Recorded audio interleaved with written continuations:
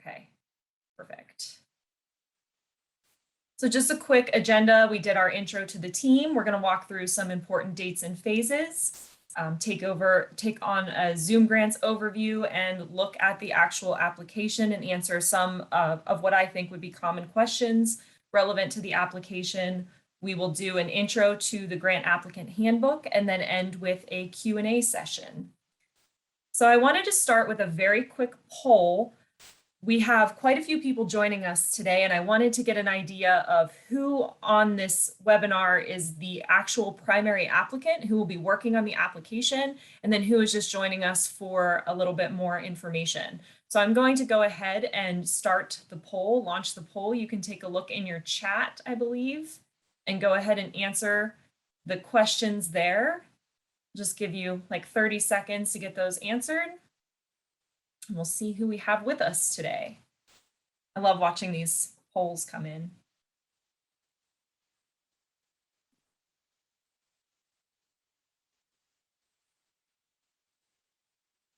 Great, so we are pretty much split. We have about 41% of people who will be the primary applicant and 58% of people who are here for more information. So that's great. Hopefully we can get you oriented and get you the information you're looking for. Thank you for that. I'll share the results there. Okay. Some quick acknowledgements before we get started. This grant program is funded in full by CAL FIRE. The opinions expressed are those of the authors and do not necessarily reflect the views of CAL FIRE. We already went through the introductions. Again, I will be the primary contact at this point in the grant process. If you have questions about the application, Zoom grants, please reach out to me. And then I will be partnering very closely with our programs and outreach team who you just met when we move more into the actual implementation phase of this grant project. But if you have questions about the application, you're struggling with something, do not hesitate to contact me. These are our regions, our CFSC regions that our regional coordinators and Elizabeth discussed. So we have the Northern region, so that would be Mike Wilson as your regional coordinator contact there. The Central region is Brooke McAllister, and then the Southern region is the new hire that we'll be introducing shortly. Some important dates to keep in mind. This webinar is not going to be a deep dive into the county coordinator grant project itself. We did have a webinar on June 23rd where we talked extensively about the goals and the mission of the grant project. That has been recorded. It's located on our CFSC website. I'll be sure to include those links. So if you're here for information and you're not well oriented with the grant project itself, I highly recommend going back and listening to that webinar. That was more of a deep dive. Today's webinar is going to be application specific and really diving into Zoom grants. Of course, our applications opened on Monday. That would be August 2nd. They are open through September 15th at 11:59 p.m. And we will be making our preliminary award announcements somewhere around October, but that is certainly subject to change. The different phases of this grant. So right now we're in the application phase, which is now through September 15th, where you attend the grant workshops, complete the application package, including all required documents, and submit. Then we have the pre-award phase, which will be from September 15th when the grant ends through October at some point. So that'll be an initial screening for completeness. We'll just make sure that you have all the required documents uploaded, you answered all the questions. And then all applications will go off to a grant review committee for scoring, and that review committee will make decisions based on these scores of who our initial applicants will, or who our initial subrecipients will be. We will notify everyone of who has been awarded, and we will also notify you if you have not been awarded. So you will hear from me either way. If you're awarded, you will complete the pre-award forms and review and sign the subaward agreement. The post-award phase is from October of 2021 through March of 2023, and this will be your project implementation phase where you're working really hand in hand with myself and our regional coordinators to implement your project, complete your work plan, monitor and track progress. We'll have some site visits with CFSC staff, check-ins, and quarterly reports. And then your closeout phase will be March of 2023 through June of 2023. This will be where you complete your final progress and closeout reports, submit required documents, success stories, and questionnaires. Just a very quick program overview. Again, please watch our June 23rd webinar if you need more information.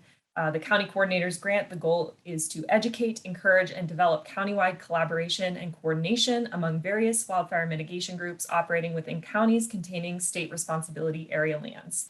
This grant can cover administrative costs relevant to countywide coordination efforts and a designated county coordinator role. There is no match requirement for this grant. It is an 18-month grant term with the start date approximately of October of 2021. There will be $175,000 maximum awarded to approximately 24 counties. Projects must be located in California.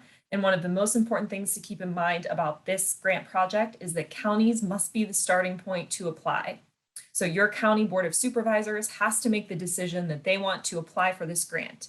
They can also make a decision to pass off the application and the grant funds to an organization or nonprofit that they feel is best able to manage this grant. However, that organization must have a signed letter of support from their county board of supervisors. So we really need the county to have the initial buy-in. Counties are welcome to apply themselves, or they are able, again, to pass along the application and the funds somewhere else if they choose. Resources. So the CFSC website is going to be a great resource to begin your application journey. This apply for a grant link. This is where you must start your application. This is a page on our website. If you look at the tabs at the top, you'll see apply for a grant on the drop down. We also have the county coordinator's webpage. This is where you're going to find all of the information relevant to the county coordinator's grant. So you'll find the grant announcement, the timeline, a recording of the first webinar, the grant applicant handbook, frequently asked questions, and template board of supervisors letter. So before we dive in to our Zoom grants overview, I did want to let you know we're using a little bit of a different format from the last webinar. So we're using the Zoom webinar feature instead of a meeting feature. One of the advantages is there is this Q&A section here. I would like to ask that as you start to come up with questions, please put them in the Q&A box versus the chat box. The nice part about the Q&A box is it allows us to respond directly to questions, whereas in the chat feature, people will ask question after question and our responses kind of get lost down the list. So please use that Q&A chat feature. You're welcome to pop questions in at any point throughout the webinar as they come up. Amber Gardner is going to be addressing the questions directly, and then in the Q&A session, I'll read some of them aloud and expand on some of them at the end. And again, we are not unmuting anybody just because of the number of people on the webinar. However, you are welcome to give me a call afterwards or email me if you wanted to talk directly or have any questions that weren't addressed. So I'm going to go ahead and switch over. Can somebody let me know that you can see this, the website page now instead of the PowerPoint? Okay, perfect. So when you click into the apply for a grant link, so this is under grants and funding, apply for a grant, that direct link is also in the PowerPoint. Here you will see where we have open grant programs, programs that are opening soon, and any closed programs. So right now the county coordinator grant is the only open grant program. However, next week we will have 2 new programs opening. So you're going to have to be diligent in making sure that you're clicking and applying into the county coordinator's grant if that is the grant you intend to apply for. If you start your application now, though, that will be the only grant program that's open. So on this apply for a grant page, if you go down, you'll see this little Zoom grants box. I'm going to actually refresh my page here. Okay. You'll see this Zoom grants insert box. This is where you have to begin your grant application. You can't just Google Zoom grants and log in and hope that the county coordinator grant will appear there. You must start here. So if you are new to Zoom grants, if you have never applied for a grant with us through Zoom grants before, You'll create your new Zoom Grants account. You'll see the only open program right now is County Coordinators. Create your new Zoom Grants account. If you have used Zoom Grants before with us, you can go ahead and just log in up here. So I'm going to log in. I created a test application so that I could walk you all through this process. When you log in for the first time, you'll see the list of open programs, and then there'll be a little button here that says apply or apply now. There's also a preview button where you can preview what the application looks like without beginning the application. I've already started my test application, so you can see here's the open programs. My application is here. So I'm just going to click into it. And here is kind of the home base for your county coordinator application. So you can click these boxes here to show the description of the grant, make sure you're in the right place, show any grant requirements, any restrictions. There's also the library here. You can hide these by clicking the buttons again. This grant library contains a PDF of the frequently asked questions page and the grant applicant handbook, which we'll go over in a minute. So these 5 tabs here, these are all of the tabs that you need to fill out to complete the application. So give your project a name, request your amount, your applicant information, your CEO, executive director information. If you are a county applying and you don't have a CEO or executive director, please just put the chair of your board of supervisors there and their contact information. This collaborators part here, you can add collaborators to your application. They are able to edit and help you fill out any of the questions. However, collaborators can only edit. They cannot submit for you on your behalf. They cannot delete your application. So keep that in mind that the primary applicant is the only one that can actually submit. But you can go ahead and add as many collaborators as you want. Bouncing over to application questions. So you can actually bounce between these tabs. Zoom Grants has an autosave feature where every time you move to a new field, it will automatically save. You don't have to complete in full one tab before you can move to the next. When you go back to the summary section, anything you filled out will be there. With that being said, I highly recommend that you fill out the application, that you create an application in a Word doc and answer the questions in a Word doc first, and then copy and paste them into Zoom Grants when you're ready. Zoom Grants can get a little bit glitchy sometimes, just as any program can. I would really hate to see people put in a bunch of time and then something happened with the autosave feature and it didn't save or it crashes. So please, please do everything in a Word doc first and then copy and paste it in. So on to the application questions. Which county do you represent? This is just a reminder that we will only be accepting one application per county for this grant. So this is why it is so critically important that your county board of supervisors is the starting point for the grant application. They must either apply themselves or designate an agency or organization on their behalf. But again, one application per county.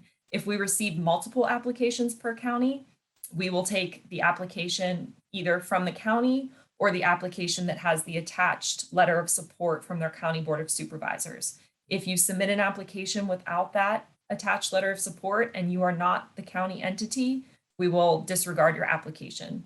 So please keep that in mind. Everything is pretty self-explanatory here. I'm not going to walk through all of the questions. If you have questions about individual questions that you see, you can pop them into the Q&A box, or you can contact me, of course, after the webinar.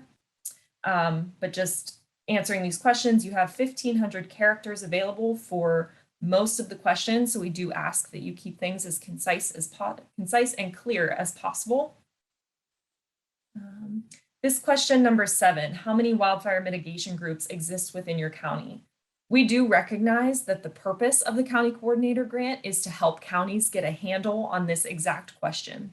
So if you do not know how many of these groups exist in your county, just take your best guess. You're not going to be scored on your answer to this question that doesn't have any bearing on your application being funded or not.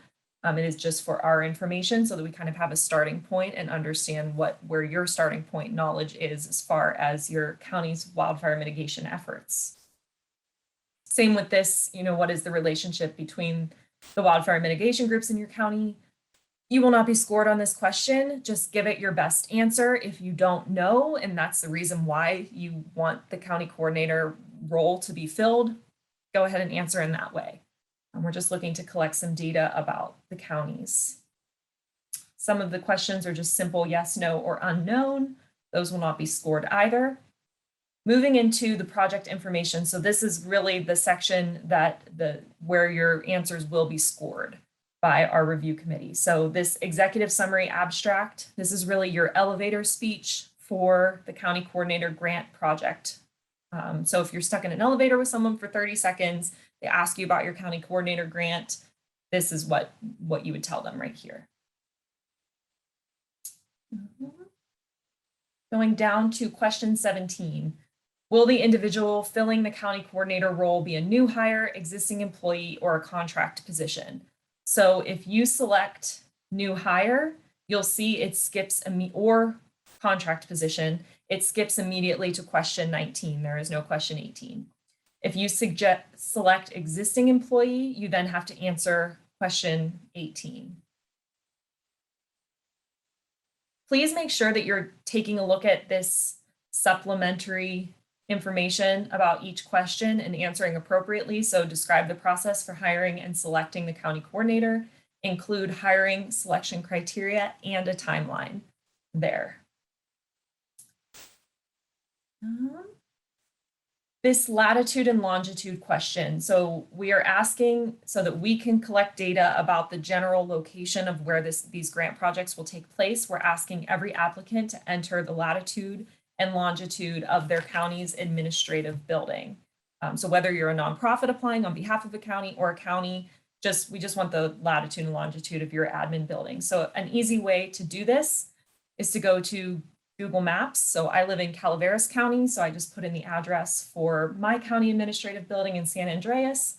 You can see this little pin pops up here.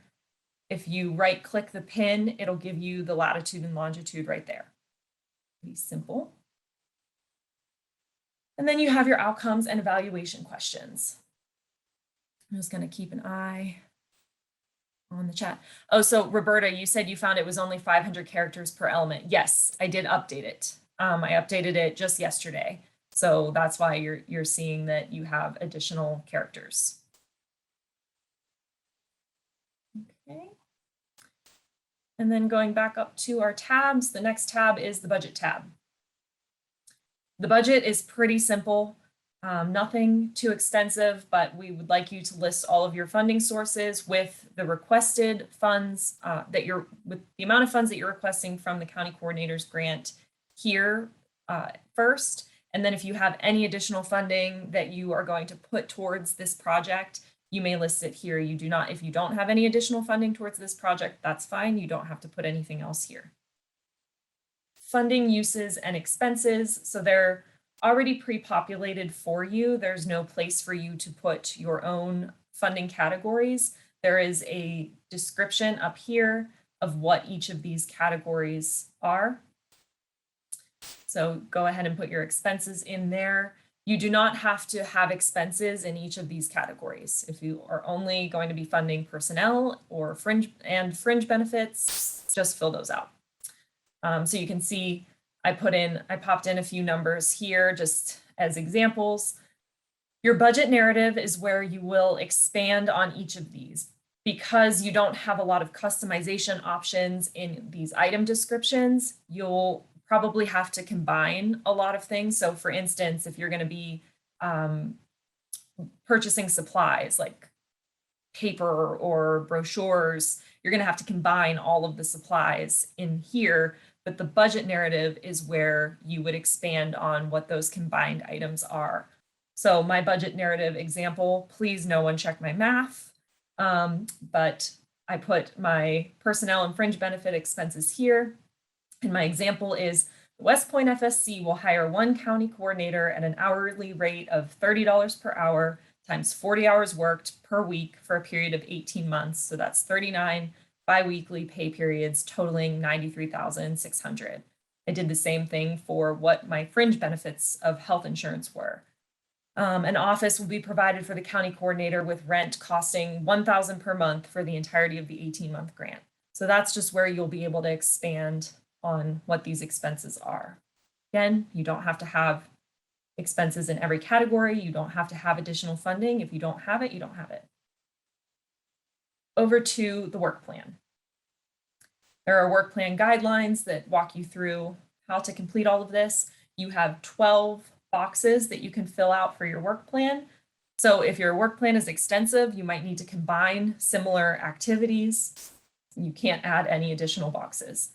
So an activity example, my first task once I'm funded would be to post the position and work to hire the county coordinator. I'm going to do that in November of 2021.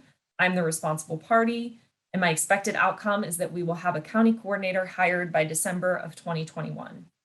So you fill that out for all of your activities for this grant project. Required documents. This is a very important section. We have two different sets of instructions here.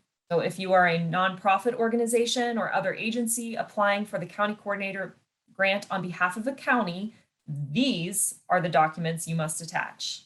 If you are a county applicant, these are the documents you must attach. You must attach all of these documents. If you have a reason why you cannot attach one of, say you're a nonprofit organization and you have not yet had an audit completed, but this will be your first year of an audit, just contact me, let me know, keep me posted on what's going on, and I'll inform you as to the next steps of what you should attach instead. Here's where you upload the documents. So you just click the upload button, type in your file description, and then choose your file. You must only use this file upload button. Do not link to an external file. Just upload straight from your computer any of these supported file types. There are a couple of documents that have a template associated with them. So like this one, the Board of Supervisors letter, we created that template for you. You can click on that and download that template right there. I know that I'm getting a chat that my screen is very hard to see. I know that, let me see. I do apologize. It's not, I tried to zoom in on it and it wasn't, oh, now it's gonna let me. Sorry about that, everybody. Again, you'll be able to see all of this in Zoom grants. I just wanted to give you a brief overview. So those are the required documents. I'm going to bounce over to the county coordinator's grant handbook and do a quick overview of what is included in that handbook. Again, if you have questions about Zoom grants, please pop them into the Q&A box and we'll go over that in a minute. Okay. Here's the county coordinator's applicant handbook. Again, this is located on the county coordinator's grant webpage. It's uploaded into Zoom grants where you can download it. I also sent an email out to anybody who has been on my county coordinator's contact list, I believe on Monday, with this attached. If you want me to send it to you directly via email and you didn't get that email, just let me know after this presentation. So let me just zoom in a little bit here. You have your table of contents, Section 1 reference materials. This is also on the county coordinator's webpage, but this is just the initial grant announcement. This is a great summary of the grant that you can distribute within your organization or your county. All the relevant information is here. We have the frequently asked questions sheet. Application information. So this is just my contact information. My cell phone is on there as well if you prefer to call me. The important websites. So we have the county coordinator's grant website, and then the application link where you must start your application. Our timeline here, I've included in this handbook a link to register for the technical webinar. Okay. The webinar that's recorded is on the county coordinator grant webpage. This document is new. People have not seen this yet. So this is a sample county coordinator job description. This description is really intended to be used as a template only, just to help our grant applicants understand the scope and general intention of the county coordinator role. It's not an exhaustive example of the county coordinator position.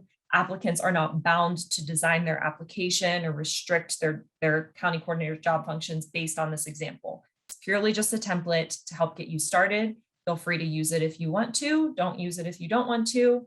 But that is located in the handbook for you to pull from. We've also included a PDF of all of the application questions here. So if you wanted to send this off to somebody who maybe isn't going to be using Zoom grants, but wanted to see what the application questions are, that's in there as well. We don't have the budget or the work plan as part of this, just the questions.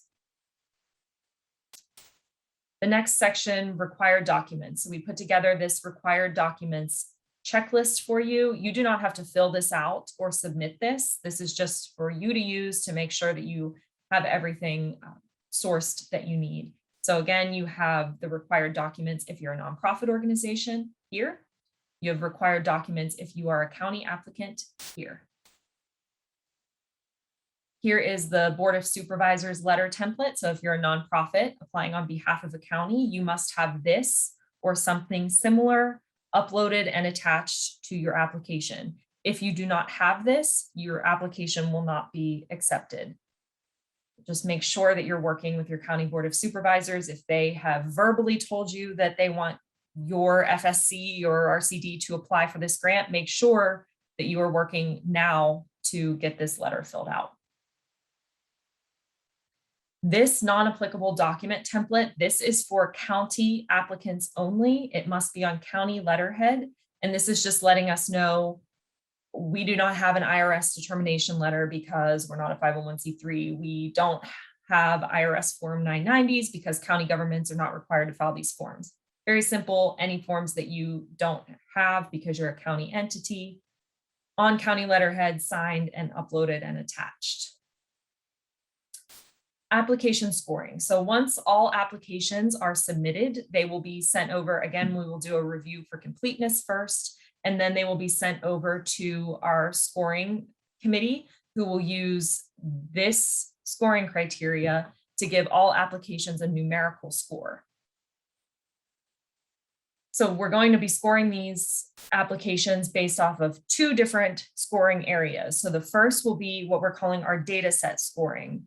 So if you joined in for the first county coordinators webinar, you heard that we are giving grant priority to counties with a higher percentage of acreage contained within a very high fire hazard severity zone, higher percentage of the county covered by low-income census tracts or low-income and disadvantaged census tracts, and then higher number of acres burned over the past 10 years. So this is our data set scoring. So each county is going to get a score based on where they fall in each of these 4 data priority areas. So you'll be given a score on a scale of 0 to 5, with 0 being the minimum score and 5 being the maximum score. However, if you do not score well in the data set, so say your county does not have a high number of the county covered by low-income census tracts, or there's been limited number of acres burned, that certainly does not exclude you from being able to be a grant recipient, because the next set of scoring is based solely off of your application quality. So if you don't have high scores in the data set scoring, but you submit a stellar application and have a wonderful argument for why you need a county coordinator, you could absolutely still receive this grant. So we're encouraging all counties to apply. The application quality scoring are based off of, I think there's 8 different criteria. So this is what our scoring review committee will be looking at as they're scoring each application. You can see here that each criteria references a piece of the application. So for criteria number 1, rate the county or organization's history of notable accomplishments or projects, successes, and prior grant experience. So when the scoring committee is giving you a score for this criteria, they're going to look at the answers to questions 3 and 5 on your application. For number 2, they're going to look at your answers. This is kind of more of an entire application outlook. So they're going to look at your questions from 12 to 26, your budget tab and your work plan tab to see how well you express a need for a county coordinator and how the county coordinator's roles and responsibilities will address that need. So as you're filling out your application, I highly recommend having this in front of you so that you can see, okay, I'm filling out question 12. What is the scoring committee going to be scoring me on in this question? Again, not all questions are going to be scored in this way. So a lot of the initial questions that you fill out, like that question that asks you how many fire mitigation groups are in your county, that does not have a score attached to it. You don't have to feel like you're going to be scored on those questions, just the ones that are listed here. And then the final page of the handbook is our data citations page. So if you have questions about where we are going to be gathering the data to do the data set scoring, here are the explanations, the citations for where all of that data came from, as well as a link that you can click through to take a look. So you can use this to kind of figure out where your county lies in terms of the data set priority areas. So I'm trying to think if there's anything else. Oh, one other, back to Zoom grants for just a minute. When you're finished with your application, there's this submit now button here. When you submit, you can still say you submit next week. You're ahead of the game. You submit next week, but then you think to yourself, oh, I wish I would have answered a question differently, or I have a new idea now. You can go back and edit your application, even if you submitted it up until September 15th. So just keep that in mind. Another thing to keep in mind, only the primary applicant can submit, as I mentioned at the beginning of the presentation. So if you have a collaborator who's working on questions and it's September 15th at 11:50 p.m. and they're trying to submit and there's no submit button present, it's because they are a collaborator and not the primary applicant. So please make sure that you are aware of who is who, and that once you're ready to submit, the primary applicant is the only one who will have that submit now button. I'm going to go back to my PowerPoint here. I just have some screen grabs there. The grant applicant handbook is located on the county coordinator's webpage under resources and materials, or here's a direct link to that handbook that you can print out and have in front of you. So the things that you can do now to submit successfully: obviously use the handbook, determine what you need to do, who needs to do it, and make a schedule. If it's going to be a group effort, getting those efforts coordinated now will help you get your grant submitted on time. Begin gathering your documents and any approvals needed to submit. If you're a nonprofit or other organization, please obtain your Board of Supervisors letter of support as soon as possible. Check to see that your application responses are consistent. Ask others to proofread your application, especially people that don't know what the county coordinator's grant is. Having an outsider, making sure that they understand, even if they don't have the background on the county coordinator's grant, they should be able to understand your application. Evaluating your application based on the scoring criteria. So having that printed out in front of you, contacting CFSC for assistance. Please do not wait until the last minute. The grant is due September 15th at 11:59 p.m. Make sure your application is complete and submitted on time. But remember, we will not have staff on hand at 11:50 p.m. on September 15th. So if you run into any problems or Zoom grants isn't working, there's not going to be anything we can do. So I highly recommend getting your grant submitted on time. All right. So we're going to move on to the questions section. So I'm going to go ahead and see if there's anything in the chat that I missed. It looks good. And then pull up the Q&A, and I'll look over and read some of the more commonly answered questions, but Amber has been answering the questions as they come in. So yes, this PowerPoint presentation will be available.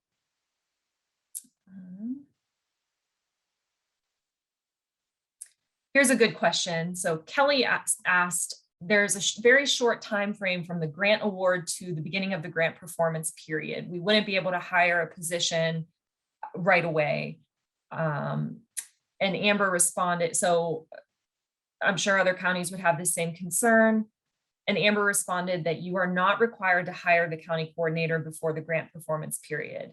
That'll be part of your work plan and timeline. And we absolutely understand that that's all going to be built into this 18-month process.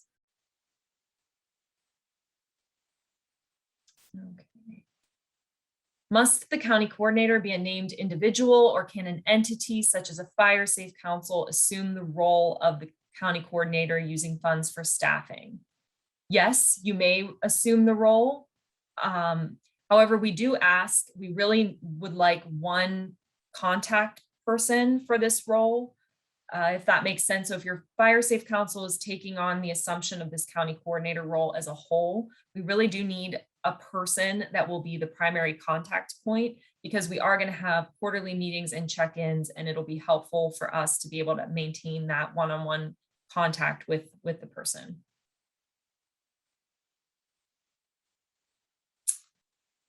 Can we get a Word doc with the questions on it? I can, yes, I can send a Word doc out with the email follow-up with this PowerPoint.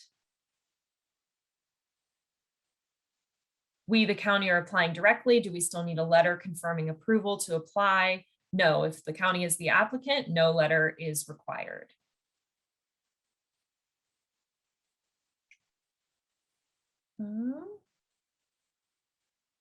We may choose to do some combination of a new hire, existing, and contractor. Which option should we select? Let me see here.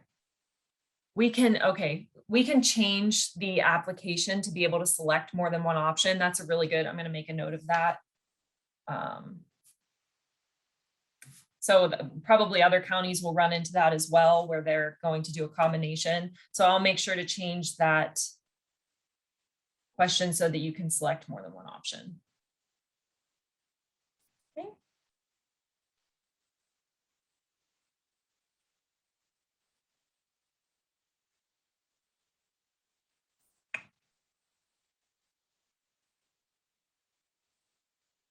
Let's see. Can you post a link to the county supervisor's letter template? So that's in there. Again, that'll be in your handbook as well. Is the Board of Supervisors template required, or can the county supply something else? The template is just a sample. So the county can supply something else as long as the letter gives written consent that the county is passing on the application and the funds. That's perfectly fine. And yes, we will make sure that the webinar is done as soon as possible.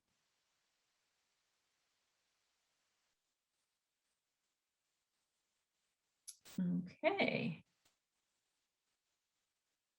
We have large fires in Trinity County right now. Is it possible to include those in the scoring criteria, or is the cutoff 2020? Unfortunately, the data that we have, and we have to make these scoring decisions based off of established data, is only up until 2020. The final data for 2021 won't be available.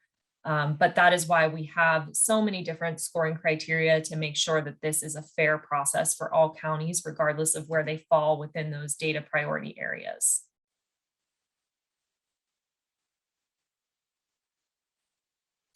We are applying as a nonprofit with approval from the County Board of Supervisors. Can we include funding to support another nonprofit organization as a subcontractor to continue facilitating meetings while our organization has the county coordinator?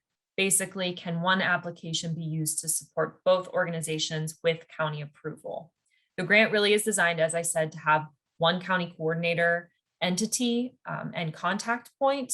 But that being said, if you explain the need in your application for having two entities, it would not necessarily disqualify you from receiving this grant. This is really the pilot project for this grant program. So there's a lot of flexibility in terms of what this looks like for each county. And the scoring committee is definitely taking that into account as they're scoring and going through these applications. Could you have the position split? For example, a 0.75 FTE and a 0.25 FTE fulfilling the duties. You can let us know on the application. how the position will be filled and why that is the best plan for you. So I think I addressed most of the common questions, and then Amber responded directly as well.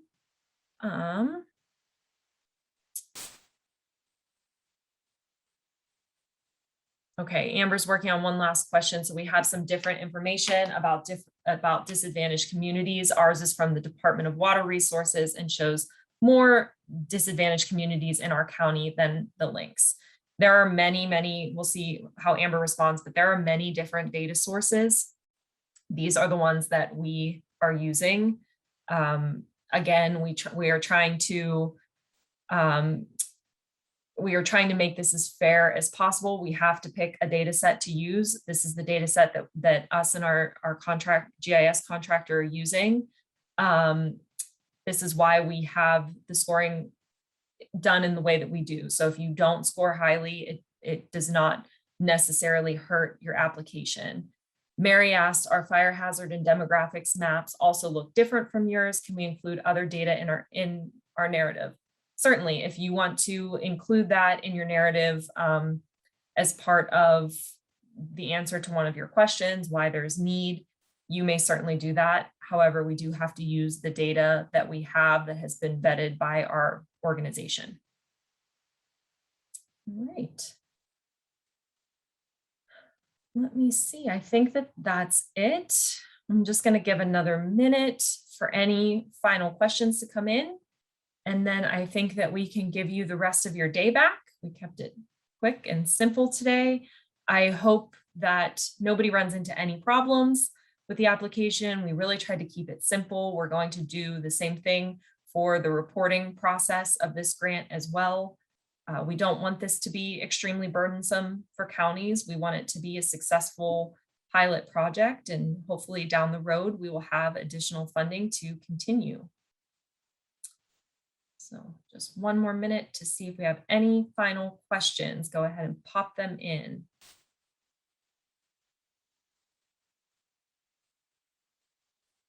All right. Well, everybody, thank you so much for joining us. Again, please do not hesitate to email me, give me a call. I'm here to help. I'm here to help you troubleshoot Zoom grants. One last Zoom grants tip that I'm going to leave you with before we end. If you're having problems with Zoom grants, if it's slow, sometimes the autosave feature, it'll just save and save and save and save. Again, that's why we ask you to do it in a Word doc first. But if you're not even able to get into Zoom grants or it's running really slow, sometimes the system gets overloaded if a lot of people are working in there at one time. So if you have all of us working in there and then a lot of applicants working in there. So we have found Zoom grants, when it's running slow, it was running great today. I didn't have any issues with it, but when it's running slow, sometimes it's helpful to access it on a weekend or an evening. And try to get into it then in more off hours.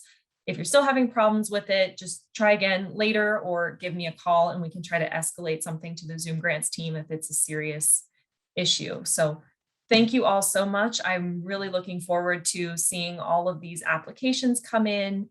Please reach out to me with any questions or comments or just to let me know how you're doing. I'd be happy to hear it. And have a wonderful rest of your Thursday. I'm going to go ahead and end the webinar, and then we'll get this out to you as soon as possible. Thank you guys so much.